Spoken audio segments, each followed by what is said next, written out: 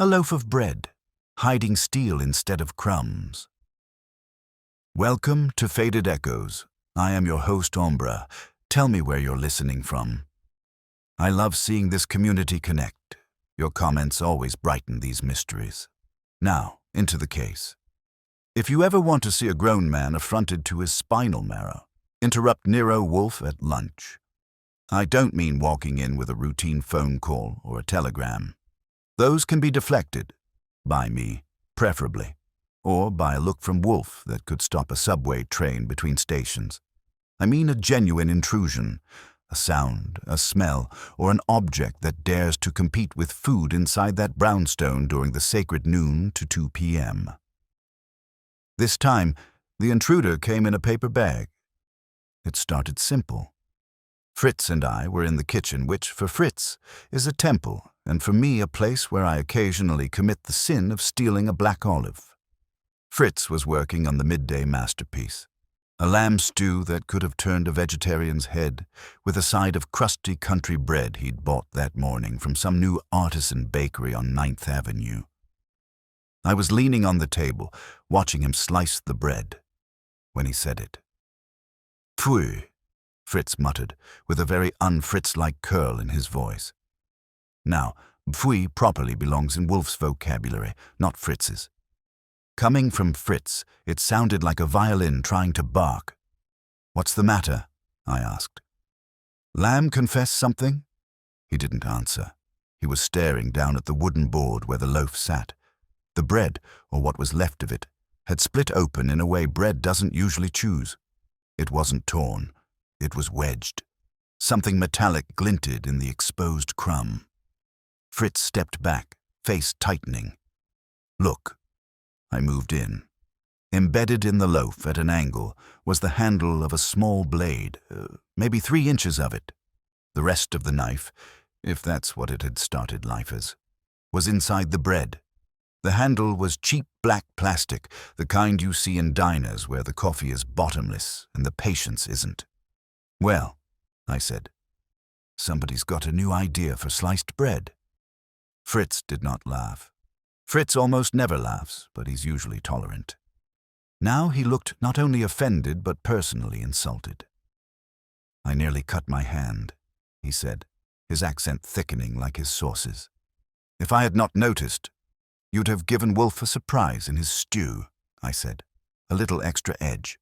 Might have done his digestion good." "No," his jaw set. "This is not an accident, Archie. It cannot be. Who bakes a knife into a bread?" "I don't know," I said. "Maybe the baker's having a bad day."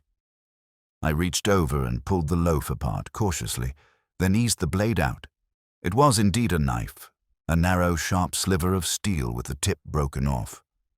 Not a table knife, more like the bottom rung of the professional kitchen ladder. There were smears of dough still clinging to it. "Put that down," Fritz said sharply. "I must show Mr. Wolfe at once." If Fritz was ready to take something from his domain and voluntarily march it upstairs in the middle of cooking, it had passed the line from nuisance to crime, at least a culinary one. "All right," I said, "but we might as well do it properly." I wrapped the knife in a clean towel. There was a faint trace of something on the metal that could have been grease or could have been yesterday, and I didn't want to smudge it, and dropped the loaf remains into the paper bag Fritz had brought it home in. "What bakery?" I asked him. He hesitated, which for Fritz, with food involved, was a sign of embarrassment. "Maison Durant, on 9th Avenue. It is fashionable." I raised a brow. "Since when do you shop fashionable?" "I shop quality," he snapped. "They have a new baker.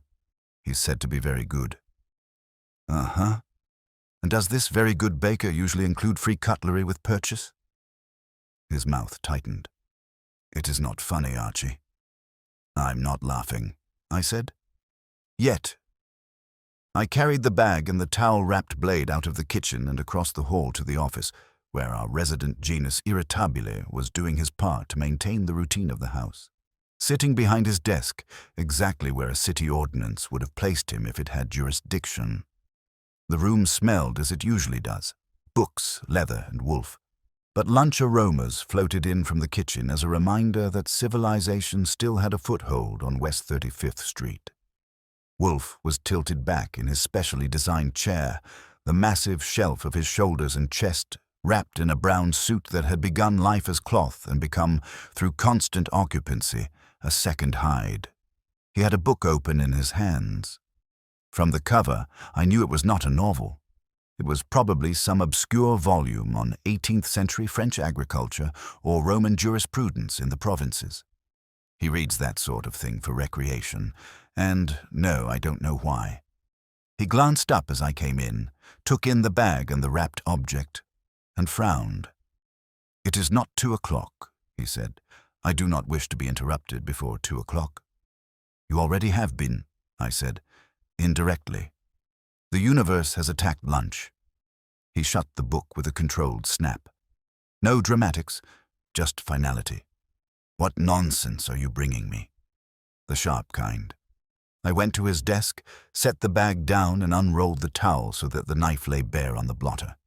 It looked small there, almost apologetic, but the image of it in that loaf of bread was still fresh enough to make me feel a little twinge in my palm. "From the kitchen?" Wolfe asked. "From the bread in the kitchen," I said. "Or rather, in the bread from the bakery. Fritz almost found it with his hand instead of his knife. It was baked into the loaf." He lowered his gaze onto the blade, turned his head about 1/8 of an inch to the right, then to the left. That's as much examination as something gets from Wolfe when it's not an orchid or a plate. "Indeed," he murmured. "Not exactly the surprise you want at lunch," I added. "Bad for the staff. Worse for you. Imagine the headlines. Gourmet detective dies on bread. Archie." His eyes came up to spear me. "Cease." "Yes, sir." I leaned against the corner of the desk. "Fritz is ready to convene a war crimes tribunal. He says it can't be an accident." "It is highly improbable as a random occurrence," Wolfe agreed, gaze back on the knife. "Knives do not fall from the sky into dough." "Describe." So I did. I told him about the angle, the way the loaf had come apart, the type of handle. He listened, his thick fingers resting on the arms of the chair, motionless. When Wolfe is interested but not yet committed, he goes very still, as if he's saving his energy for the verdict. "Maison Durant," he repeated when I mentioned the bakery. "Fritz's latest enthusiasm. Apparently the man behind the dough is some kind of flower poet," I said. "New to the city, very art, very crust. 9th Avenue is humming." Wolfe made the sound without opening his mouth much. "And Fritz is certain the loaf came from there? He bought it himself this morning," I said. "There's no question. Unless Fritz has taken to swapping loaves with the neighbors, which I doubt. He guards his bread like you guard your beer." He stared at the knife another moment, then shifted his attention to the bag. "Is there any indication that the loaf was tampered with after baking?" "Not that I saw," I said. "No cuts in the crust, no seams. It looked like the knife was inside from the start. You'll want to examine it." "No." He wrinkled his nose. "Bread is not my métier, beyond its presence on my table." He paused. "Nor are knives, except when they interfere with mastication." "Then you'd classify this as serious interference?" I asked. He said nothing. That was answer enough. I watched him, the way I've watched him over the years when the hook of something slides into that large, tricky brain of his and he pretends he hasn't swallowed it. "That could have been ugly, you know," I said. "If Fritz hadn't spotted it, or if you'd torn off a chunk yourself, you might have ended up with more red on your napkin than Fritz's sauce provides." He grunted. "Speculations about my mortality are both tedious and inappropriate." "Sure," I said, "but it's possible someone else speculated first, like whoever thought to bake a blade into a loaf going to this address." That got more of a response. His eyes, which had been settled on the knife, moved up and stayed on my face. "You think it was meant for us?" he said. "I think it's at least a possibility. Fritz shops for the best, Not the closest. That bakery probably supplies a certain type of customer, houses with good kitchens and serious appetites. But out of all those kitchens, this loaf comes home with a stowaway knife. And it ends up here, where a certain overweight genius resides, who's made his share of enemies. You tell me. I will not, he said, until I have sufficient facts to justify the expenditure of words. That'll be the day, I said. In the meantime, we've got a weapon delivered to the door inside the food. Seems personal enough to me. The doorbell rang. We both turned our heads toward the hallway, like a couple of hunting dogs sniffing in stereo. In that house, the bell is never just a bell. It's either business, nuisance, or death, and sometimes all three. Wolfe lifted his brows at me. See to it? Yes, sir. I scooped up the knife, rewrapped it, and left it on the edge of his desk. Want me to stash our party favor in the safe? That will not be necessary. His voice had settled into that level, heavy tone that meant his interest had taken root. Leave it there. I went out and down the hall to the front door. When I opened it, I got my second surprise of the day, which put the knife loaf in better context. Standing on the stoop was a woman in her early 30s, tallish, with a kind of wiry tension in the way she held her shoulders and a paper bag clutched in both hands like it contained either her future or a bomb. She had dark hair pulled back too tightly for fashion and dark eyes that were trying to be calm and failing. "Mr. Goodwin?" she asked, eyes flicking to my face, then past me into the hallway. "That's me," I confirmed. "Welcome to the brownstone. We already have bread, so you didn't need to bring your own." She swallowed. Her hands tightened on the bag. Is Mr. Nero Wolfe at home?" "He is," I said. "He rarely isn't. Whether he's receiving is another question, but we can dance around that. Won't you come in?" She hesitated on the threshold, then stepped inside. Her eyes grazed the hallway, hat rack, umbrella stand, the door to the office, like she was measuring everything against some mental blueprint. I closed the door behind her. "My name is Claire Durant," she said. "Ah, Durant," I repeated. "Any relation to Maison Durant, purveyor of fine bread and surprise cutlery?" Her lips parted. "Yes, I own it." I didn't whistle, because I've been trained. I just nodded. "Well, Miss Durant, you may be exactly who we need, or exactly who we don't. Let's find out which." I led her down the hall. At the office door, I knocked once and opened without waiting for the command that would have been "come" if Wolfe had remembered to say it. I've cut out the middleman over the years. "Mr. Wolfe," I said, stepping aside so she was in his line of vision. "This is Miss Claire Durant. She owns the bakery that produced today's unconventional side dish." Wolfe had resumed his seat position and his neutrality, but both shifted the instant she spoke. "Mr. Wolfe," she said, and there was something in her voice. Strain, fear, and anger all stirred together. "I need your help. Someone is trying to ruin my bakery. And today, I think, they tried to hurt someone in your house to do it." Wolfe's eyes narrowed slightly. That was all. But if you've spent as much time as I have watching the gears in his head turn with nothing more than a millimeter shift of an eyelid, you know an opening move when you see one. "Sit down, Miss Durant," he said. "In the red chair." She moved to the client chair and sat on the edge of it, still hugging her paper bag. I took my usual post on the other side of the desk, between Wolfe and the globe, where I could see both faces without turning my head like a spectator at a tennis match. "You are the proprietor of a bakery," Wolfe said. "Maison Durant, 9th Avenue. "Yes," she said. "I started it 3 years ago. We've built a reputation, good bread, loyal customers, and lately, problems." "Before the problems," Wolfe said, "you must have had an income that allowed you to pay my fees. You are aware that my work is not inexpensive." "I know," she said quickly. "I looked you up. I wouldn't be here if—" She broke off, visibly fighting to keep herself in hand. "If this continues, I'll be ruined. and someone might get hurt. Today, it came her, to you. That last point, Wolfe said, is what interests me. Explain. She glanced at me, then at the knife on the desk. I'd put it there with the towel partly pulled back. Her eyes widened. That's one of ours, she breathed. From the bakery.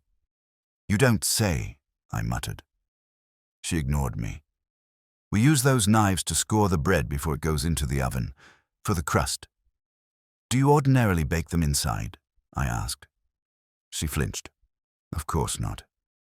Then you'll want to tell us, Wolfe said, why one of them arrived at my table embedded in a loaf that Fritz conceived of as a component of my lunch. She opened her bag with shaking fingers and took out another loaf of bread, nearly identical to the first. This one had been cut cleanly down the middle, lengthwise, exposing the inside.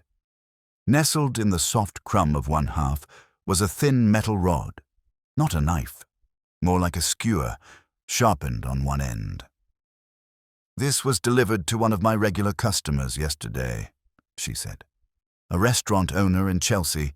He almost served it at a table. When he found this inside, he called me. He thought we had lost our minds. And you thought what? Wolfe asked. That someone is sabotaging us, she said, planting dangerous things in our bread to make it look like we're careless or crazy or malicious. First it was a bent nail, then glass, then this. She pointed at the skewer. I've pulled my deliveries for now, but if word gets out, it will destroy your business, Wolfe finished. Quite so. And now, I put in, the stunt has graduated from your customers to our kitchen, which suggests we're either a target or a message board. She turned to me, eyes pleading. I didn't send that loaf. I swear, I would never. I am not interested in your protestations, Wolfe interrupted, not harshly but with weight. I'm interested in facts. You say, first it was a nail. Give us the sequence. She told it in jerks and stops. 3 incidents at the bakery over the last month, all involving foreign objects found inside loaves. Each time she'd checked the staff, the ovens, the mixing process. No one had seen anything. No one knew anything. The staff had been with her for varying lengths of time. None had given trouble before. But customers were starting to whisper. A food blogger had posted a picture. A competitor across town had made a joke on social media that wasn't a joke. And now, she finished, today I get a call from Fritz. He's one of our best customers, saying he found a knife baked into one of our loaves, and that it nearly injured him, and that it was here, in your house. And you decided to come, Wolfe said. Yes, she swallowed. I thought, if whoever is doing this is willing to risk harming Mr. Wolfe, then maybe they want your attention, or maybe they think you'll feel insulted and you'll ignore it. But I can't afford to ignore it. No, Wolfe said. You cannot. He closed his eyes briefly. It wasn't fatigue. It was him lining up pieces on an inner board. When he opened them again, they were steady and cold. I dislike, he said, interference with my domestic arrangements, especially at the table. It perturbs me. I let that float. It was as close as he was going to come in that moment to admitting he had taken this personally. You wish to retain me, he continued, to discover who is responsible for these events and how they are contrived, and to stop them. Yes, Mr. Wolfe. He looked at the knife again, then at the skewered loaf, then at her. You may leave the bread, he said, and the details, names of your employees, your suppliers, your competitors. Mr. Goodwin will get them. You will tell him everything that may bear, however obliquely, on enmity toward you or your enterprise. She exhaled, a small, shaky sound. You'll take the case then? He shifted his bulk, settling more deeply into the chair. I already have, Miss Durant. My lunch was disturbed. I saw the exact instant when she realized that for Wolfe, that was not a joke. Archie, he said, turning his head toward me, you will go to this bakery. This afternoon. Look, listen, annoy. Bring me back something more nourishing than bread." "Right," I said. "Maison Durant, 9th Avenue. I'll see what kind of recipe for disaster they're running." "And, Archie." "Yes." "Be thorough," he said. "Someone has used my table as a battlefield. I intend to know who marches there." Claire Durant clutched her empty bag, now just crumpled paper, and sat in that red leather chair like it was the only solid thing in the room. The smell of lamb stew drifted in from the kitchen, rich and steady. Life in the brownstone went on, the routines intact on the surface. But lunch had been attacked, and in that house, that was more than enough to start a war. I walked Claire Durant to the door because she looked as if sitting still another minute might make her combust. Once outside the office, though, her shoulders sagged, and she pressed a hand to her forehead like the last 10 minutes had rearranged her skull. "Miss Durant," I said, keeping my voice smooth, "I'll need that list Mr. Wolfe mentioned. Employees, suppliers, competitors, anything else you think might be relevant." "Yes, I'll send it within the hour." She stepped toward the front door, then turned back. "Mr. Goodwin, whoever did this, they're not just trying to ruin my bakery. They're trying to provoke someone or punish someone. I don't know who, but I know it's connected." "Connected to what?" Her mouth tightened. She hesitated. "Something from before I opened the bakery. Something I can't explain quickly. But I will. I promise." She pivoted and left before I could press further. That wasn't ideal. Wolfe likes puzzles, not mysteries of a mission. But she'd be back. People with desperation behind their eyes generally return. I shut the door and headed back toward the office. Wolfe hadn't moved an inch. He sat exactly where I'd left him, except that his right eyebrow had climbed about a 1/4 inch, the Wolfe version of pacing. "Well?" he asked, without looking at me. "She'll send the list," I said. "And she's got something on her mind she's not saying, but you probably caught that." "Naturally," he tapped a finger once on the chair arm, "you will discover what it is." "Eventually," I said. "Right now, I'll go see the bakery." He grunted assent and closed his eyes again, signaling dismissal. I pocketed the towel-wrapped knife for evidence and went to the kitchen to tell Fritz I'd be gone. Fritz was standing with his arms folded, staring at the half-sliced loaf like it had committed a personal violation of culinary ethics. The rest of his mise en place was untouched. The stew simmered, unbothered, but Fritz was not. "I told Mr. Wolfe," I said. "He's taking it seriously." As he should.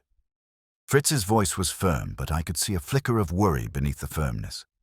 "Archie, someone meant harm. To whom? To me? To Mr. Wolfe?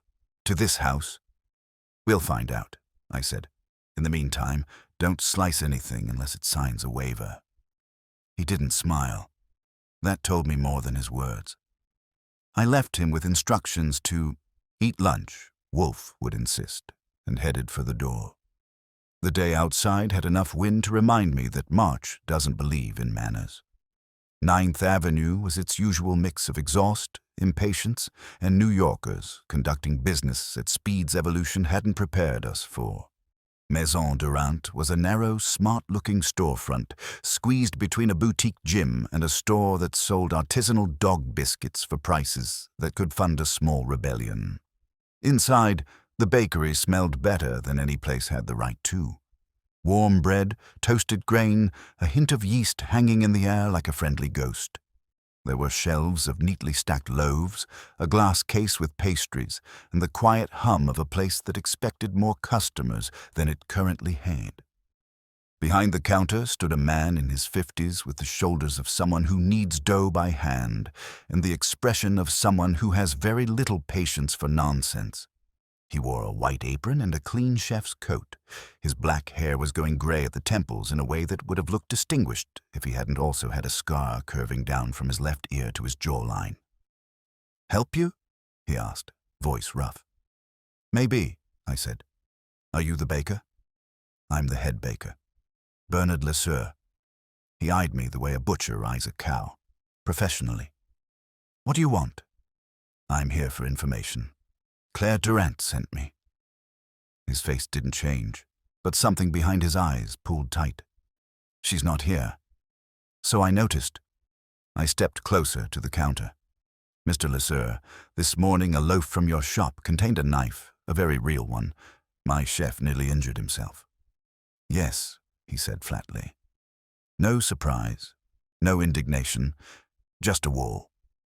"I'm looking into it," I continued, "and I need to understand how something like that could end up in your bread." "It couldn't," he said. "Well, it did." He stared back at me without blinking. "Then someone put it there." "Glad we agree on something," I said. "The question is who?" He didn't respond, so I glanced toward the back doorway. "How many people have access to the dough during mixing?" "4," he said. "Myself, 2 assistants, and Miss Durant." "And how many have access after that, between proofing and the oven?" "The assistants, sometimes Claire. Never anyone else." "And the knives?" I asked. "Kept where?" "In a locked drawer." He reached under the counter and produced a ring of keys. "Only Claire and I have keys." That was interesting. "Do you ever lose track of any knives? Misplace them?" "No." "You sound confident." "I am." I waited for more, but silence settled like dust. He wasn't going to volunteer an opinion, or a theory, or a hint, not without being shaken out of it. "Mr. LeSueur," I said finally, "someone's sabotaging the business. Maybe the staff. Maybe someone outside. Maybe someone with a grudge. Miss Durant is worried, and she has reason to be." His jaw flexed. "Just once." "I know." "Know what?" I asked, leaning in slightly. "That she has enemies." Well, that was one way to open the door. "And you?" I asked. "Do you have any?" He gave me a look. Everyone has enemies. I liked him less by the minute, but he was giving me something. A shape of tension, maybe, or an undercurrent Claire hadn't named yet. Before I could press further, the bell over the door jingled. I glanced back and saw a young man entering, a delivery driver by the look of him, early 20s, wiry, nervous energy simmering under the surface. He froze when he saw me talking to LeSueur. LeSueur's voice snapped, low and sharp. "Gavin, go to the back." The kid, Gavin, went without a word. Definitely something there. I stayed a moment longer, letting the silence thicken. "I'll be back," I told LeSueur. "Do what you like," he said. Stepping outside, I walked half a block before pulling out my notebook. The air bit my face, but my mind was warming. There were fractures in that bakery, some personal, some practical. Claire had said sabotage. LeSueur said enemies, and someone was planting blades in bread. But one thing was already clear, whoever they were. They wanted the trouble to land at Wolfe's door. I was halfway down the block when my phone buzzed. The screen showed Claire Durant's name, and I answered before the second ring. "I sent the list," she said without preamble. Her voice had the tight wire steadiness of someone holding herself together by willpower alone. "Employees, suppliers, competing bakeries, and one more thing. A name you'll see at the bottom." "You sound like you expect me to faint when I get to it," I said. "No," she replied, "but you'll understand why I didn't want to say it in front of Mr. Wolfe. Because Wolfe has a low tolerance for suspense. Because it's someone I used to know, someone who thinks I stole something from him." "Did you?" I asked. Her silence answered better than words. "I'll talk with Wolfe when I get back," I said. "For now, I've met your head baker. LeSueur isn't what I'd call talkative." The tiny gust of breath she let out wasn't quite a laugh. "Bernard isn't talkative with strangers, or friends, or anyone." "He said you have enemies." There was a pause. "He's not wrong, but he's not always right either. Bernard has history. That scar on his jaw, he didn't get it icing cupcakes." "I figured," I said. "What about the kid, Gavin?" She sucked in a breath so sharply I knew that name mattered. "Was he there?" He saw me. Looked like a terrier who'd just heard the doorbell. "That boy is trouble," she said. "I hired him 6 months ago against Bernard's advice. He's fast and he works hard, but he's unpredictable. He has a temper. Enough to sabotage the shop?" "I don't know," she said. "I don't think so, but I'm not sure anymore." She started to say something else, stopped, then continued in a strained whisper. "Mr. Goodwin, this isn't just business. Someone wants to break me. I need you to believe that." "I believe you want us to believe it," I said. "The rest, Wolfe will sort out." She didn't like that, but she let it go. "Please be careful." "I'm always careful," I said, "when I remember." "Archie, relax," I said gently. "Go back to the bakery. Don't talk to your staff about Wolfe. We don't want the foxes knowing the farmers hired a wolf." She hung up with a soft click. I pocketed the phone and headed toward the nearest subway entrance, already mapping the next step. Back at the brownstone, I found Wolfe where I'd left him, anchored behind his desk with the immovability of a monument dedicated to logic and stubbornness. Fritz had served him lunch, judging from the empty tray on the sideboard, and Wolfe's expression suggested the lamb stew had done its part to restore order to the universe. Without asking, I sat and gave him the report. He listened the way Wolfe listens, not a muscle shifting beyond the occasional narrowing of the eyes or the slight lift of one finger when he wanted a detail repeated. When I finished, he steepled his fingers under his chin. "This Gavin," he said. "Describe him." "Early 20s, lean, nervous, not the type who likes questions." Lesseur shut him down like flipping a switch. "And Lesseur. Stone-faced, scarred, and allergic to conversation. But he admitted Claire has enemies." "His tone?" "Flat," I said, "but telling." He closed his eyes. I waited. Wolfe's thinking process rarely involves theatrics. He doesn't hum, pace, or stroke his chin like a villain petting a cat. He just sinks into himself, as if the oxygen in the room has been drafted into a war council. "Claire Durant called," he said after a moment. "Just now." "Yes." "She tell you anything new?" "No." She attempted to reassure herself with my continued participation. A futile exercise. He opened his eyes. "The list she sent is on your desk. Summarize." I unfolded the printed sheet and scanned the names. Employees, suppliers, a few local competitors, then the last line. "Ah," I said. "Here's the dramatic flourish."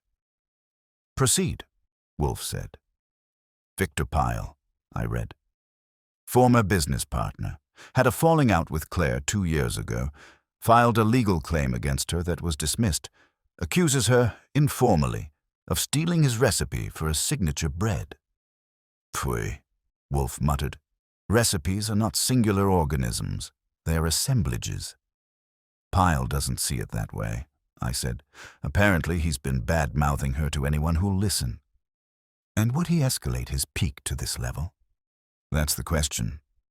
Wolfe reached toward the desk drawer and took out the towel-wrapped knife. He held it, not delicately, but with a kind of minimal contact, as if acknowledging the knife's presence was already generosity. "Someone," he said, "wished to convey a message. Not to Miss Durant. To me. You think this was meant for you personally?" "It arrived in my bread," he said coolly. "In my house, in my kitchen, where intrusion is intolerable. Therefore, yes." I didn't need to press further. Wolfe had spoken the way a general declares a border violation. "Your visit to the bakery," he continued, "suggests internal dissension. The head baker is secretive. The assistant is nervous. The proprietress conceals information, and yet none of them would choose me as the recipient of a warning unless their target was someone else who believed I might intervene." "You're thinking the sabotage wasn't meant for Claire," I said, "but she caught the fallout." "Precisely." "Then who's the real target?" He didn't answer. Instead, he pushed the knife toward me. "Archie, you will keep this with you." That's touching, I said. A memento. A provocation, he corrected. Whoever sought to place this in my presence will wish to learn whether it succeeded. When you return to the bakery, or to any person connected to it, this knife will exert pressure. Pressure how? As an irritant, he said. A catalyst. Show it at a judicious moment. Observe who recoils. And what if someone decides they don't like the look of it in my hand? Then, Wolfe said calmly, you will respond as you always do, with regrettable violence and moderate competence. That warms me, I said. He closed his eyes, signaling that the conversation was over. But just as I started to stand, he spoke again. Archie. Yes? Before you return to Maison Durant, you will visit this Victor Pyle. That's the next stop? It is the next necessity, he said. Because if Claire Durant is not telling us everything, and she is not, then her enemies may illuminate the omissions. I nodded. Anything else? Yes, he said, voice dropping. Take care. Whoever bakes a blade into bread is not improvising. This is a plan. And plans, I said, quoting him back to himself, are made by minds. Some, Wolfe replied. Very small minds. Others, merely twisted. He opened his book again, leaving me to sort out which type we were dealing with. Either way, the blade in the loaf was only the opening move. The next piece on the board was waiting for me in the form of Victor Pyle. And my gut said he wasn't going to be half as cooperative as a loaf of bread. Victor Pyle lived in a building that had once been respectable, then flirted with respectability again, and finally given up and settled into being tolerated. The lobby floor tiles were cracked in a deliberate pattern that tried to pass as design, and the elevator had a sign taped to the doors that said, "Use at your own risk," in handwriting that wasn't joking. I took the stairs. 4th floor. A good compromise between exercise and not arriving sweaty enough to look intimidated. Apartment 4B had a peephole the size of a monocle and a lock that looked recently upgraded. 2 indicators that either the inhabitant valued privacy or expected trouble. I knocked. Footsteps inside. A voice, male, sharp, edged with irritation, called, "Who is it?" "Archie Goodwin," I said. "I'd like a word." There was a pause long enough to suggest internal debate, followed by the rasp of multiple locks disengaging. The door cracked open 2 inches, revealing one eye, suspicious and red-rimmed. "What do you want?" "A conversation," I said. "You Victor Pyle?" Another pause, then the door widened reluctantly. "Yeah. Come in." The living room was a clutter of books, envelopes, mismatched furniture, and the faint smell of instant coffee abandoned midway through its life's purpose. Victor Pyle himself was mid-30s, narrow-shouldered, with the kind of face that had once been boyish but had since graduated to disappointed adulthood. His hair stuck up like it had been finger-combed by someone holding a grudge. "I know who you are," he said, closing the door. "You work for Nero Wolfe." "I do," I said, taking a seat on the least threatening-looking chair. "And he's curious about your role in a situation involving Claire Durant." He let out a short, humorless laugh. "Of course he is. Claire always did know how to make trouble contagious." "Funny," I said. "She said the same about you in fewer words." His expression twitched, something between wounded and defensive. "She told you about the lawsuit." "She mentioned it. It wasn't frivolous," he said quickly. "She used my recipe, my method, my formula, whatever word makes you think it's more than flour and water." "That matter went to court and was dismissed," I reminded him. "That judge didn't know bread from plaster," Pyle snapped. "Look," he raked a hand through his hair. "Claire and I started that bakery together. She handled the business, I handled the craft. Then she found investors, real money, and suddenly I was unstable and creative liability and pushed out. She stole the whole thing from under me." "She claims you quit," I countered. "That's exactly the kind of story she'd tell," he muttered. Look around. Do I look like a guy who walked away from a successful shop on purpose? I didn't answer. He wasn't wrong. He looked like life had been sandpapering him for years without letting up. What do you know about the recent sabotage? I asked. Pyle blinked at me. What sabotage? Foreign objects baked into bread, metal, glass, now knives. He stared, mouth parting. Either he was a first-class actor or legitimately blindsided. What? He whispered. You haven't heard about it? No, he swallowed. No, nobody tells me anything anymore. I just hear rumors that her precious shop is struggling. I assumed it was karma. I didn't know someone was...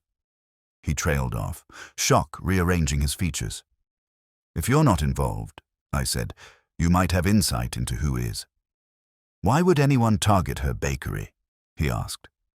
Why did you? That landed clean. He flinched.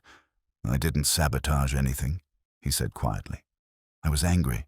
Still am. But that's criminal. Dangerous.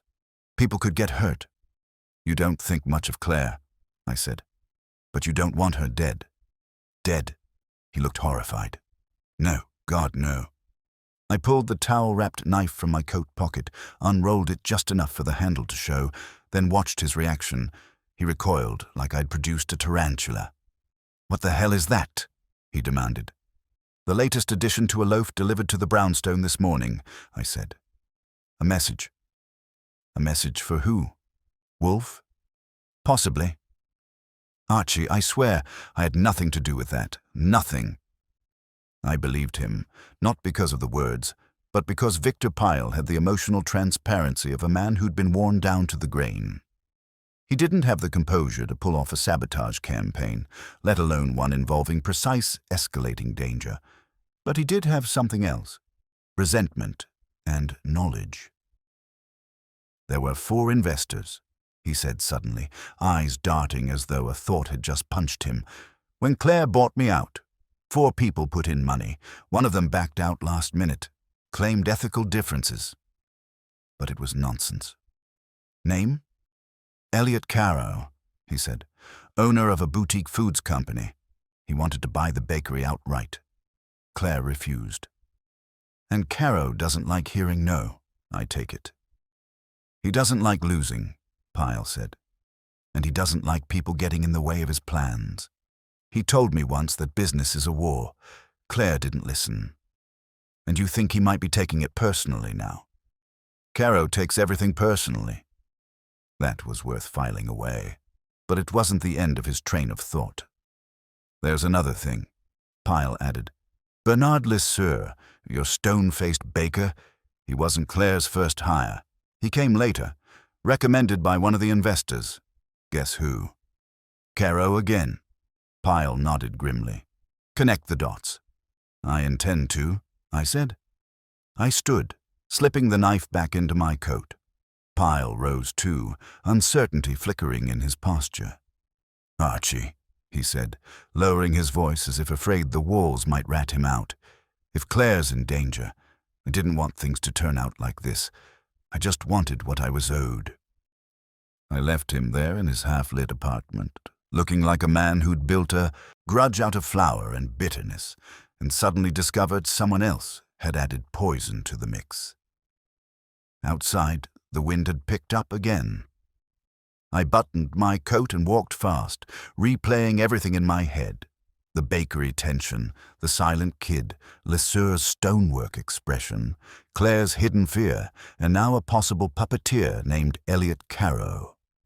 It all pointed somewhere, but Wolfe would draw the line straighter than I could. By the time I reached the brownstone, I knew one thing for certain. The blade in the bread wasn't sabotage anymore. It was strategy. I pushed open the brownstone door and stepped inside, shaking off the last of the street wind. The house felt unusually quiet. Not tense, just listening. Wolfe's brownstone always listens when trouble walks in with you. I hung up my coat, kept the towel-wrapped knife in my pocket, and went straight to the office. Wolfe was in his chair, which is like saying a mountain was on its base. His eyes were open but unfocused, which meant he was thinking, not sleeping. He didn't acknowledge me when I entered, so I cleared my throat. "Well?" he asked, without shifting his gaze from whatever intellectual horizon he'd been staring at. "I visited Victor Pyle," I said. "He didn't faint at the sight of me, but he came close when I showed him the knife." Wolfe's eyes narrowed 1 degree. Interest, not irritation. "Describe," he said. "He didn't just flinch, he recoiled, and not the guilty kind of recoil. More like the, why is there a weapon in my living room? Variety. Wolfe, he had no idea about the sabotage. Not even a rumor. Either he's a better actor than Olivier, or he's genuinely out of the loop. Continue." I sat, stretching my legs out in the way that makes Wolfe twitch internally, but keeps him from thinking I'm a house plant. Pyle's still sore about how Claire handled their separation. Claims she stole his recipe, his idea, and let investors push him out. Typical bitterness, mostly legitimate.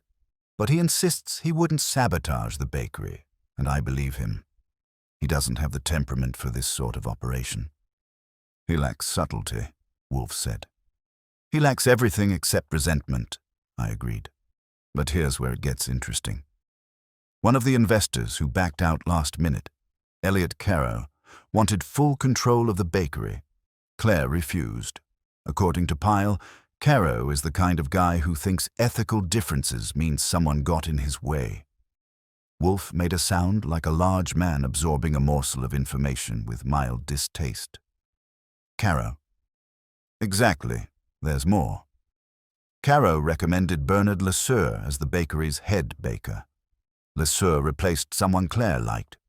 Pyle says Lesueur's loyalty is questionable, and I don't need Pyle to tell me that. Lesueur has the warmth of refrigerated steel. Is Caro connected to Lesueur beyond the recommendation? Pyle didn't know, but he implied they've had dealings. And one more thing, Pyle practically vibrated with fear when I said someone might be targeting Claire. He didn't sign up for violence." Wolfe shifted by 1/2 inch, a tectonic movement that for him qualified as a startle. "So," he said, "we have a resentful ex-partner who lacks initiative, a proprietary rival whose ambitions were thwarted, and a head baker installed by that rival. A triangle of interests intersecting at a bakery now contaminated with deliberate provocation." "That's one way to put it," I said. "Another way is, Claire Durant has made the wrong kind of friends." "She made no friends," Wolfe corrected. "Only allies of convenience. Dangerous, but rarely loyal." I shrugged. "Either way, she's in deeper trouble than she admitted." He closed his eyes again. "If you ever want to set a bomb off in a room without anyone noticing, do it while Wolfe is thinking." After a moment, he said, "Archie, retrieve the list again." I handed it to him. He took it without looking, just feeling the weight, the texture, then set it on the desk, unopened. "Whoever sabotaged the bread," Wolfe said, "had access. And whoever intended to send a message to me had knowledge. That limits the field." "Lesueur," I said. "Yes," Wolfe murmured. "And possibly the boy, the nervous assistant. Gavin, his reaction to your presence? Like a cat seeing a towel after a bath." "That," Wolfe said, "is instructive." He opened his eyes then, and the room seemed to shrink 1/2 inch. When Wolfe really focuses, the air gets tighter, like gravity leaning closer. "You will return to the bakery," he said, "but you will not confront Lesueur directly. Not yet." "All right," I said. "Then what?" "You will observe the boy. Gavin, he is the most vulnerable component of this ensemble. Someone with a scheme requiring secrecy must pressure the weakest link. If the boy is afraid, he has been threatened." "And if he's involved?" I asked. "Then he will betray himself before he betrays the architect of this trouble." I nodded. "You think Caro might be the architect?" "I think," Wolfe said patiently, "that Caro has motive.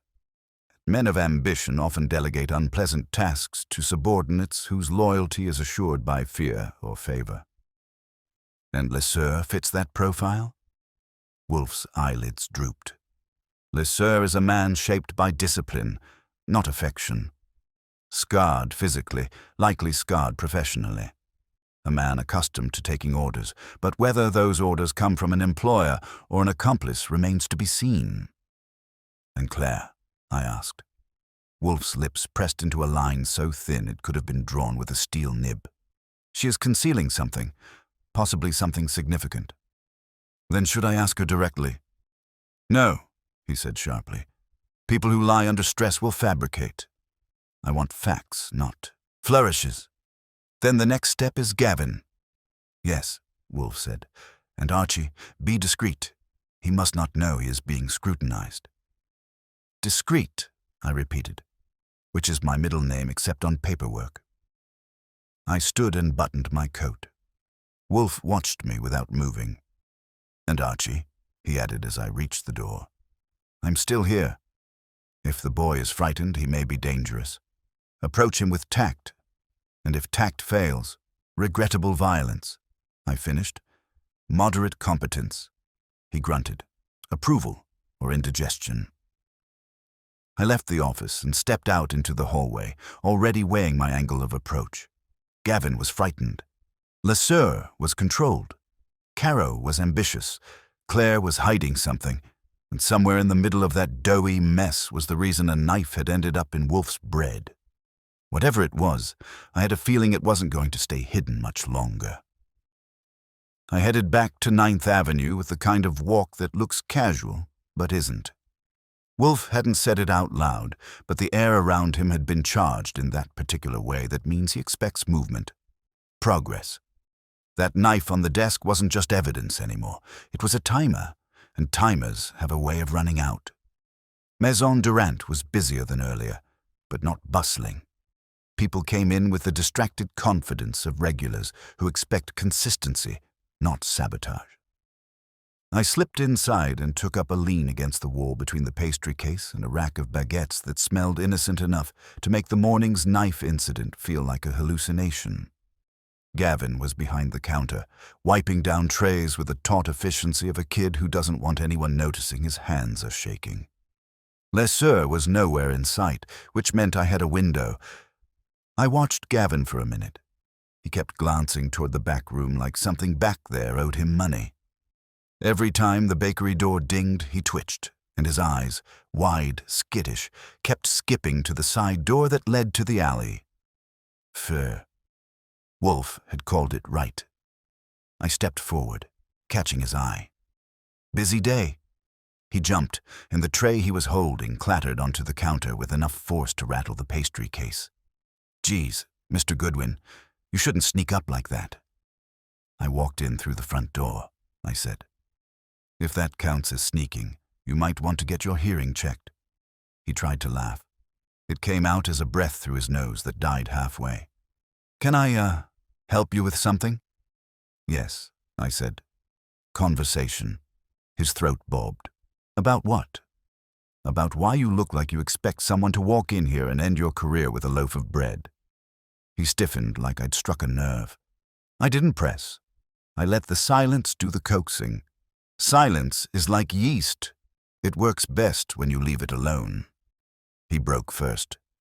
Mr. Goodwin, I can't talk about this. Sure you can, I said. Talking is easy. It's the consequences you're worried about. His eyes darted to the back hallway again. You don't get it. I get enough. For example, I know those objects in the bread didn't insert themselves, and I know sabotage requires hands. Hands that belong to someone who works here. I didn't do anything, he whispered urgently. I swear I didn't. I believe you, I said smoothly, because you're scared, not guilty. If you were guilty, you'd be calm, probably smug, maybe even curious about how much we know. He swallowed again, and his shoulders sank an inch. You shouldn't be here. If he sees you talking to me, who? I asked quietly. He shut his mouth so fast his teeth clicked. That was confirmation. Whoever he meant, the name was sitting right there at the front of his mind with a spotlight shining on it. I leaned a little closer, just enough to nudge him. Gavin, listen. Right now you're a kid working at a bakery that's getting sabotaged. If someone is leaning on you, threatening you, you need to say it. Because that person is escalating. A knife in a loaf delivered to Nero Wolfe? That's not a prank. That's a warning, and the kind of person who sends warnings doesn't stop. His hands trembled against the counter. He looked past me, then quickly away, like he'd spotted someone through the window. I turned casually in that direction. Le Sieur. He was standing on the sidewalk outside, staring into the bakery window with the intensity of a man inspecting a crime scene, not a shop he runs. His face was stone, but his eyes were locked on Gavin, and Gavin froze like a rabbit. Le Sieur stepped inside. The shift in atmosphere was instantaneous. Even the customers seemed to sense the temperature drop a few degrees. He crossed the floor without looking at me, placing a hand, gentle, deceptively gentle, on Gavin's shoulder. "Break's over," he said quietly. "Back room. Now." Gavin went without a word. He didn't look at me again. When they disappeared behind the back door, I counted to 3, then followed. Not barging in, that would spook everybody, but drifting back far enough to catch whatever drifted out. Voices. Low, strained. "What did you tell him?" Le Sieur's voice. Flat, controlled. "Nothing. I didn't say anything." "Gavin." A warning, not loud, but cutting. "We talked about this." "I know, but he was just, you do not speak to outsiders, ever, you understand?" A pause. Then a terrified, "Yes." I didn't like the sound of that. Not the tone, not the implications, not the picture it painted. I returned to the front counter before they emerged, grabbing a croissant I didn't want. A minute later, Gavin came out carrying a crate, trying to look normal and failing miserably. Le Sieur followed, eyes sweeping the shop until they landed on me. I smiled pleasantly, the sort of smile that has gotten me punched and kissed in roughly equal measure. "Always good to see you, Mr. Le Sieur." He didn't reply. Not verbally, but the look he gave me said enough. "You're poking a beehive, and I'm holding the hive." I left the shop without stirring the pot further. Wolfe likes his ingredients examined, not exploded. The cold air outside felt cleaner than the bakery had. Less danger per square foot. I walked a full block before pulling out my phone. "Archie." Wolfe's voice came sharp, alert. "Just finished with Gavin," I said. "Wolfe, he's scared enough to sweat ice water, and someone's keeping him that way." Le Sieur. "Looks that way. But there's more." Gavin was about to talk until Le Sieur showed up and shut him down. And Wolfe? It wasn't the voice of a boss reprimanding an employee. It was control. Firm. Personal. Like someone giving instructions he expects to be obeyed. Wolfe grunted, which means Le Sieur knows more than he has said. "And he's keeping Gavin from saying anything at all," I added. "Return here now," Wolfe said. "I've considered something, and it is intolerable." When Wolfe calls something intolerable, it means the universe has taken one step too many in the wrong direction. I quickened my pace. Whatever Wolfe had realized, whatever piece he had just placed, the case had shifted again. When Wolfe says intolerable, it usually means someone outside the brownstone has done something inside his head he didn't authorize. That ranks high on his private list of mortal sins, right between wasting food and rearranging his orchid schedule. I reached the house in record time, hung my coat, and went straight to the office. Wolfe was still in his chair, but this time he wasn't in his meditative slouch. He was upright, still a mountain, but now one bracing for an avalanche. "Report," he said. "I saw enough to confirm your theory," I began. "Gavin isn't just scared, he's managed, controlled. Lesueur shuts him down with a look, and he followed him into the back like a dog that's been hit before. Phooey, spare me zoological metaphors. Continue. Lesueur pulled him aside the minute he saw me talking to him, told him not to speak to outsiders. Gavin nearly confessed anyway, but the man's timing is immaculate. Wolfe steepled his fingers, pressing them together until the knuckles blanched. That, he murmured, is what I found intolerable. I sat. I'm happy to hear why. He turned his gaze to the knife I'd placed on the edge of the desk. The inclusion of a weapon in the bread, first a nail, then glass, then a skewer, then this knife, indicates escalation, exponential escalation, and the culmination occurred here, in this house. You think the pattern means something specific? Yes. He tapped a finger once on his desk blotter. This is not sabotage designed to destroy a business. It is a demonstration. Of what? Control, Wolfe said. And proximity. I waited. He didn't elaborate. Wolfe never elaborates until the dramatic weight is in his favor. How does that connect to Gavin? I asked. He is a conduit, Wolfe said. A young man, malleable, frightened, evidently coerced. Someone is using him as an instrument, not to harm the bakery, though that is the surface effect, but to send a message through a channel that does not understand the message. Meaning, Gavin planted the objects because someone told him to? Yes. And that someone is likely Lesueur. No, Wolfe said sharply. Not likely. Certain. That landed with the clarity of a gavel hitting walnut. You're sure? Lesueur's behavior confirms it, Wolfe said. His intrusion at the bakery the moment you engaged Gavin was too precisely timed, as if he were monitoring him, compelling him. He's definitely got the kid terrified. Fear is a lever, Wolfe said, but Lesueur is not the architect. He is sharp, disciplined, but unimaginative. A tool. The mind behind this is elsewhere. Caro, I said. Wolfe didn't flinch.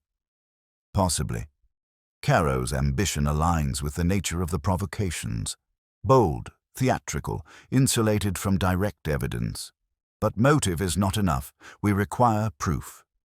So what's the intolerable part? Wolfe leaned back, eyelids lowering.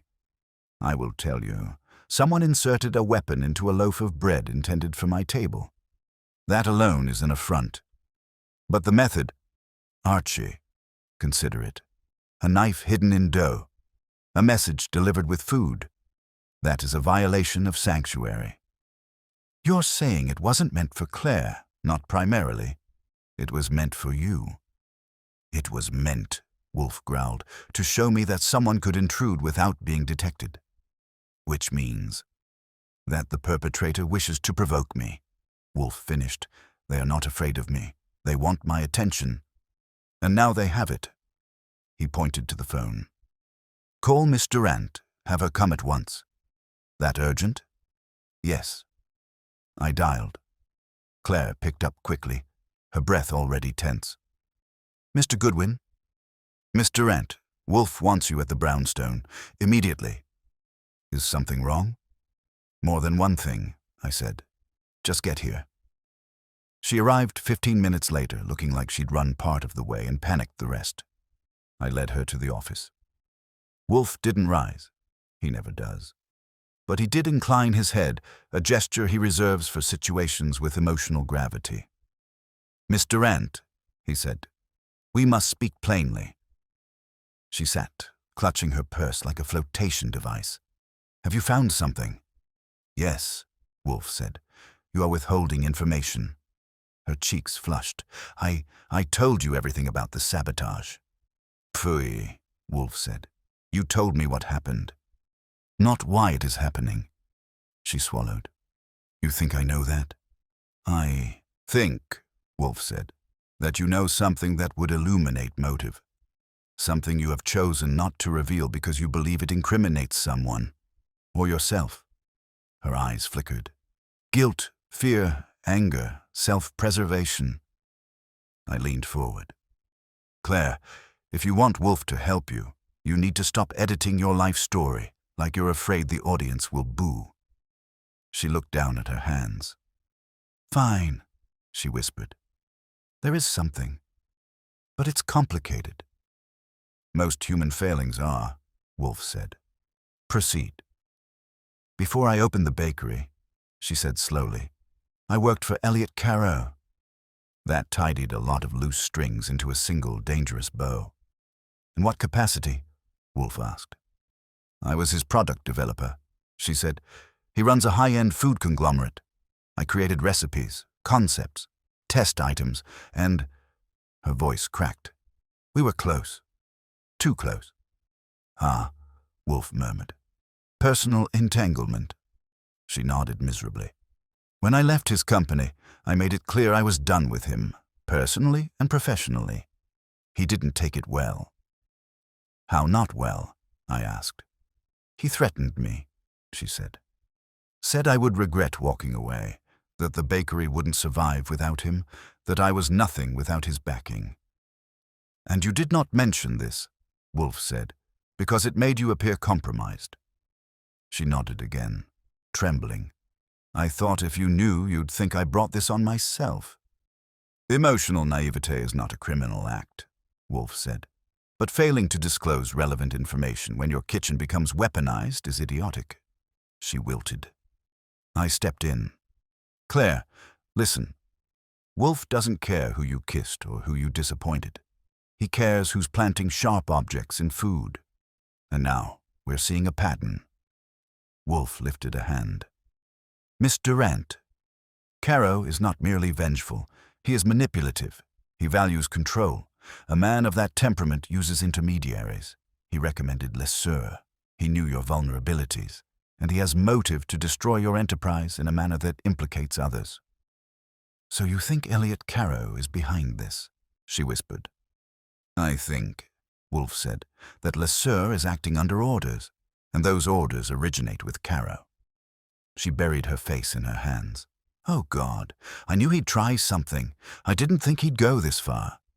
He is escalating, Wolfe said, and escalation invites exposure. That is his error. Claire looked up, eyes wet but hardening. What do we do now? Wolfe answered without hesitation. Now, Miss Durant, he said, we apply pressure. How? We will compel Lesueur to act prematurely.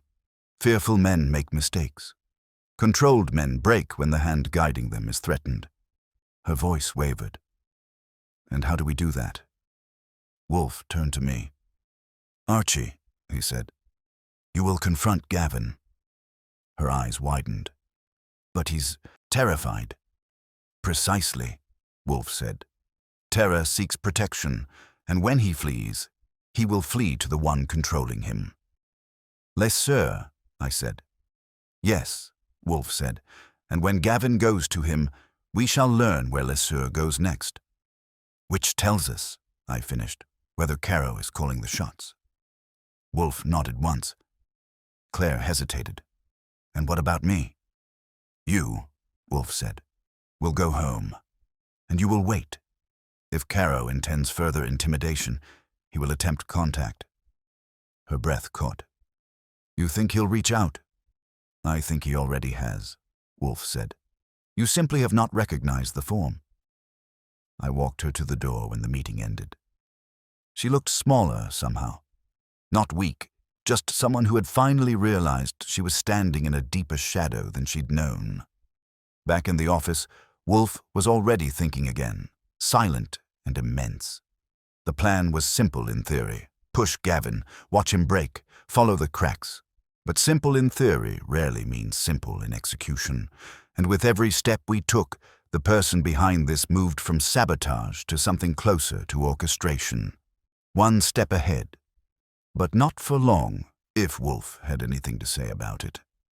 I didn't leave the house immediately. Wolfe hadn't said, go. And when Wolfe doesn't give the explicit release, you stay put. I waited in the office while he weighed the universe and found it annoyingly off balance. At last, he exhaled, Wolfe's version of a starting pistol. Archie, now. That was enough. I grabbed my coat and hat and headed out with a towel-wrapped knife tucked into my inside pocket. Not for defense, though it wouldn't hurt, but because Wolfe wanted the pressure it created. And pressure was exactly what Gavin was drowning in. The walk to Maison Durant had the late afternoon bite of early winter trying to get its foot in the door. The street traffic was thicker now, the bakery busier, but still with that lingering tension threading through the place like someone had kneaded it into the dough. Inside, Gavin was at the counter again. Same jittery posture, same flicking glance toward the back hallway. LeSueur wasn't visible, but that only meant he was nearby. Men like LeSueur don't wander, they hover. I approached slowly, letting Gavin see me coming before I got within speaking distance. His face drained of color, and for a moment I thought he'd bolt outright.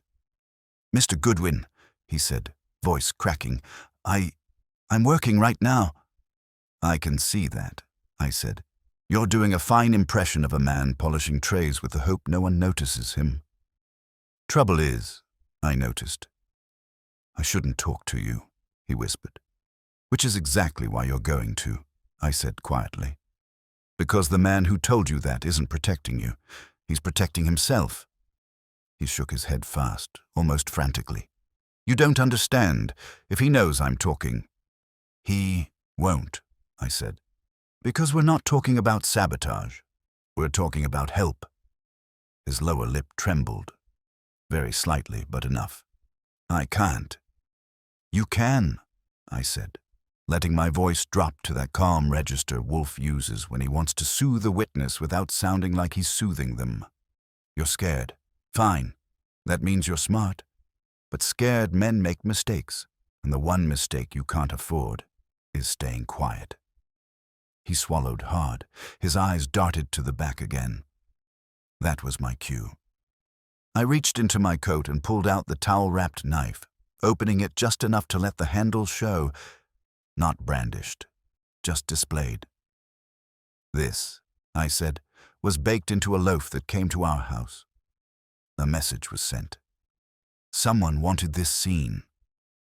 Gavin stared at it as if the blade might snap free of the towel and leap at him. "I didn't do that," he whispered fiercely. "I swear. I never put anything in the dough. I only do deliveries and cleanup. I never..." "Then why are you scared?" I asked. His throat worked. His eyes filled, just faintly, with something more than fear. Shame. "Because he said," Gavin choked, "that if anything got traced back, it would look like I did it. He said he'd make sure of it." That was the break. Not the full story, not yet, but the crack that shows where the wall can be pushed. "Who?" I asked gently. Before he could answer, the side door slammed open. LeSueur. He didn't shout. He didn't run. He just walked toward us with a heavy, controlled stride that said he'd seen enough to know what was happening and not enough to know how much Gavin had said. "Gavin," he called out sharply. "Come with me." The kid stiffened. His eyes met mine, panicked and helpless. And then he did exactly what Wolfe predicted. He ran. Not toward LeSueur, away from him, out the front door so fast the bell overhead barely had time to ding. LeSueur cursed and lunged after him. I followed, but not at a sprint. I gave them 5 seconds. Enough to let the scene breathe, enough to let a frightened boy run to the person who held the leash. By the time I got outside, Gavin was half a block down, cutting into the alley behind the bakery. LeSueur was halfway after him, moving fast for a man with a baker's build. I kept my distance, letting them lead me. A game of leash and shadow. They rounded the corner behind the bakery, down a narrow side alley lined with garbage bins and a delivery truck parked against the far wall. Dim, cramped, and perfect for desperate conversations. I approached just close enough to hear, but not be seen. Gavin's voice reached me first, high, cracked, terrified. "You said this would stop. You said after the last one..." "Quiet," LeSueur hissed. "Are you trying to get us both arrested?" "You promised," Gavin cried. "You said no one would get hurt, and no one has." Lesueur snapped. But you're going to ruin everything if you keep talking to that man. I can't do this anymore, Gavin said, sobbing now. I can't. Please, don't make me. A silence. Heavy. Calculated. Then Lesueur spoke, and his voice was colder than I'd heard it all day. Do you think you have a choice? That was enough. I stepped forward. Actually, I said, I think he does. They spun, both startled. Gavin with terror, Lesueur with fury that flashed sharp enough to cut steel. Goodwin, Lesueur spat. That's the name, I said. Glad you remembered. He took a step toward me, shoulders bunching, fists tight. You have no right to interfere, he said. This is internal business. Internal sabotage, internal threats, internal coercion, I said. You're running a regular human resources seminar back here. Gavin backed away from Lesueur toward me, shaking hard enough to rattle his bones. Stay out of this, Lesueur growled. You don't know what you're doing. That, I said, is where you're wrong. His jaw locked. He looked ready to swing, and then the alley mouth darkened. A car rolled up. Black, sleek, expensive.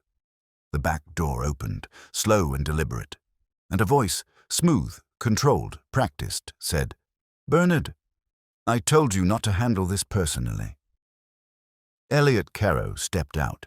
He wore a coat too tailored for this alley, shoes that deserved better pavement, and an expression that said irritation was merely the polished surface of something sharper underneath. And just like that, the architect stepped onto the stage. Not a rumor, not a guess, not a maybe. Elliot Caro, in the flesh. And Wolfe was waiting back at the brownstone for the proof. I straightened, ready. Caro smiled. Mr. Goodwin, he said, I believe you and I should talk. The game, as Wolfe would put it, had officially entered its exacting phase. Caro stepped fully into the alley, closing the car door behind him with a soft, precise click, like a judge sealing a verdict. The sound didn't echo. It landed. Lesueur went rigid, and Gavin shrank into himself as if the air had thickened around him. I didn't move. Not because I felt threatened, but because the entrance had been rehearsed. A man like Caro doesn't walk into an alley at twilight unless he expects an audience.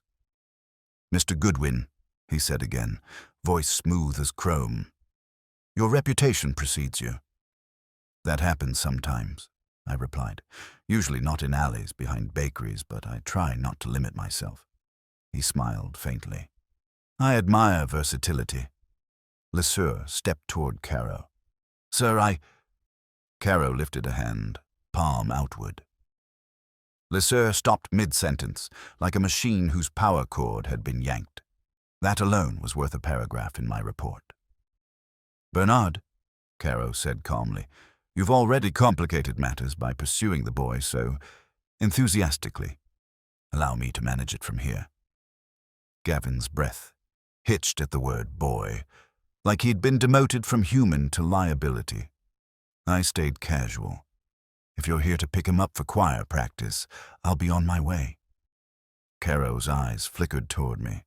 Just a quick, assessing sweep, like he was measuring the density of what he saw.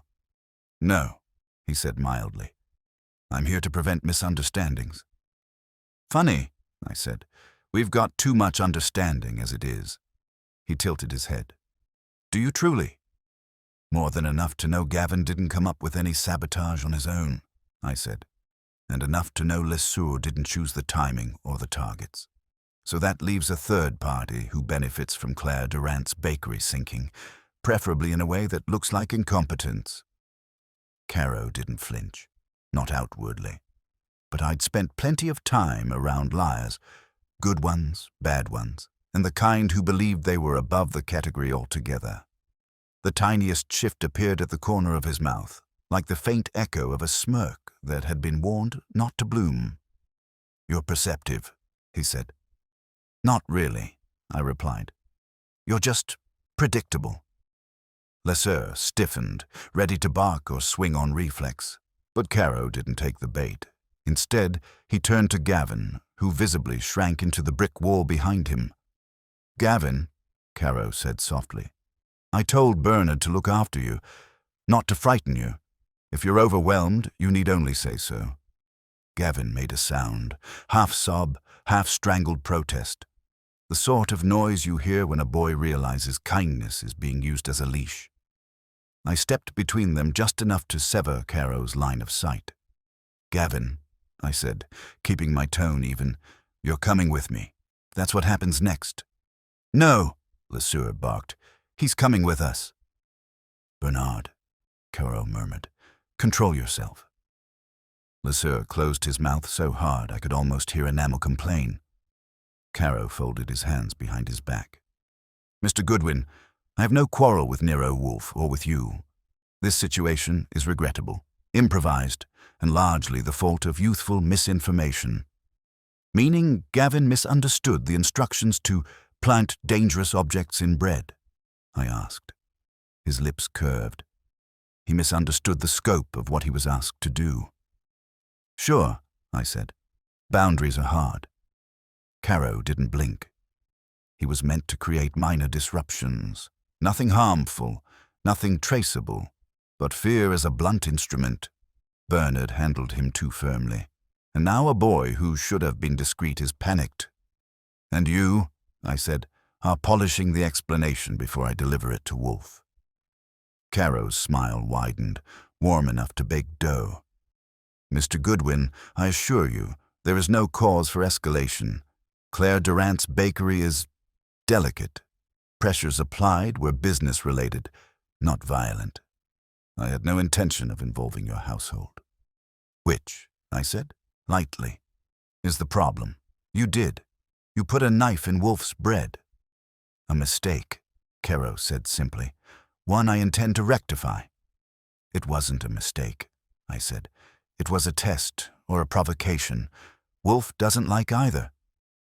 Caro's eyes cooled an entire season. "And what does Nero Wolfe intend to do?" "He intends," I said, "to know the truth. I've given it."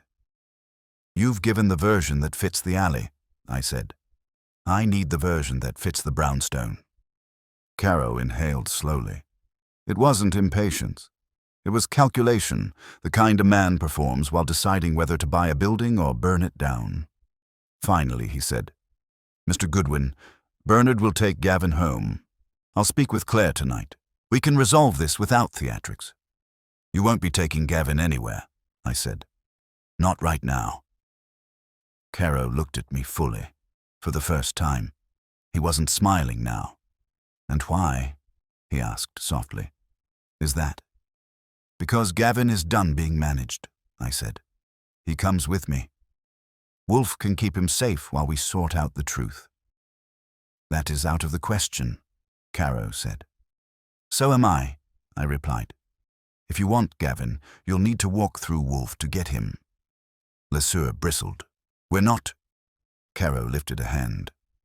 Silence snapped back into place. For a moment, the alley held its breath. The car engine idled. Gavin trembled. Lesueur seethed. Then Caro nodded. Once, crisp, decisive. "Very well," he said. "Let the boy go with you." Lesueur wheeled toward him. "Sir!" Another raised hand. "Bernard, enough." Lesueur fell silent, but rage quivered behind his eyes like a trapped animal. Caro stepped back toward the car. "Mr. Goodwin, convey my regards to Mr. Wolfe and tell him that whatever grievances exist between myself and Miss Durant, they are professional, not personal." "If you want Wolfe to believe that," I said, "don't send knives into his house." Caro paused with one hand on the car door. "Duly noted," he said. He entered the car. The door closed. The vehicle pulled away without a sound. The alley felt larger once he was gone, like the walls had exhaled. I turned to Gavin. "Come on, you're safe now." He looked like he wanted to believe it, wanted to collapse, wanted to apologize. Instead, he just nodded. Lesueur watched, frozen, jaw clenched so tight a diamond could crack between his teeth. He didn't follow. He didn't speak. He just stared at the shrinking silhouette of Caro's departing car as if he'd just watched his world accelerate out of reach. I guided Gavin back toward the street, my hand on his shoulder. We'd caught the puppet. Now Wolfe would deal with the puppeteer and whatever strings were still attached. I got Gavin back to the brownstone with no more trouble, unless you count the 6 times he nearly tripped over his own feet on the way. He was too shaken to speak, which suited me. If I'd pushed him then, he would have melted onto the pavement like day-old gelato. Inside, I steered him to the office, where Wolfe was already seated, an immovable fact of nature. His eyes came up, flicked over Gavin once, and settled there like a hawk deciding whether the mouse was useful or merely nervous. "Sit," Wolfe said. Gavin sat. His shoulders hunched like he expected the chair to bite. "Report," Wolfe told me. So I did. I laid out the alley, Caro's entrance, Lesur's obedience, Gavin's panic, and Caro's performance as a man who believed he was choreographing the world. Wolfe listened without interrupting, though he drew in a slow breath when I repeated Caro's final line. "Convey my regards." That's the sort of line that irritates Wolfe the way grit irritates an oyster. When I finished, Wolfe nodded once. "Good. Now call Miss Durant, and Mr. Lesur, and Mr. Caro." "Caro?" I asked. "You think he'll come?" "He will," Wolfe said. "Men who enjoy control cannot resist opportunities to display it. And Lesur, he will arrive because he fears Caro. And Claire." Wolfe gave me a look. "Miss Durant will come because she wishes to live. Do stop asking questions the answers to which you know." So I made the calls. Claire arrived first, pale and breathing shallowly. Lesur arrived next, visibly angry but masking it behind the rigid posture of a man trying to convince himself he isn't afraid. Caro arrived last. Of course he did. Wolfe waited until I'd arranged them in their customary arc of discomfort. Claire in the red chair, Lesur near the wall, Caro making himself at home on the yellow chairs as if he'd purchased stock in them. Gavin sat nearest me, trembling at a setting that could have sparked electricity. Wolfe folded his hands on his belly. "Let us begin," he said. "Mr. Caro, I will speak plainly. You arranged the sabotage of Miss Durant's bakery." Caro smiled faintly. "Mr. Wolfe, we've already established misunderstandings." "No," Wolfe said sharply. "You misunderstand. I'm not accusing you. I'm informing you." Caro's eyes narrowed. Just a flicker. A man unaccustomed to being told what he'd done. "You employed Mr. Lesur at the bakery under the guise of a professional recommendation," Wolfe continued, "but he functioned not as a baker, but as your agent." Lesur's jaw twitched. "You instructed him to create disruptions," Wolfe went on. "Minor ones at first, nails, glass, a skewer. He enlisted the boy," he gestured at Gavin, "as the instrument, either through fear, manipulation, or, more likely, simple domination." Gavin let out a shuddering breath. "Then," Wolfe said, "you escalated. You placed a knife inside a loaf meant for this house." Caro leaned back, amused. "If I had truly wished to harm you, Mr. Wolfe—" "Pfui!" Wolfe's voice cracked like a whip. "The knife was not for me. It was for her." He pointed at Claire. Claire's breath hitched. "Me?" "Yes," Wolfe said. "The knife in my bread, your bread, was your final warning. You believed I would recoil from involvement, that I would withdraw, that Miss Durant would then have no recourse as you dismantled her livelihood." Caro's expression froze, sculpted into neutrality by sheer will. "You wanted Miss Durant to fail," Wolfe said, "not by competitors, not by incompetence, but by scandal. A bakery that hides knives in bread cannot remain open." Claire pressed a hand to her chest. "Why? Why not just buy me out?" Caro didn't answer. Wolfe did. "Because you left him," Wolfe said. "Personally, not professionally. A man like Caro cannot abide rejection. He prefers to control what he owns and destroy what he does not. A flush climbed Caro's neck. However, Wolfe continued, you erred. Caro's mouth twitched. Did I?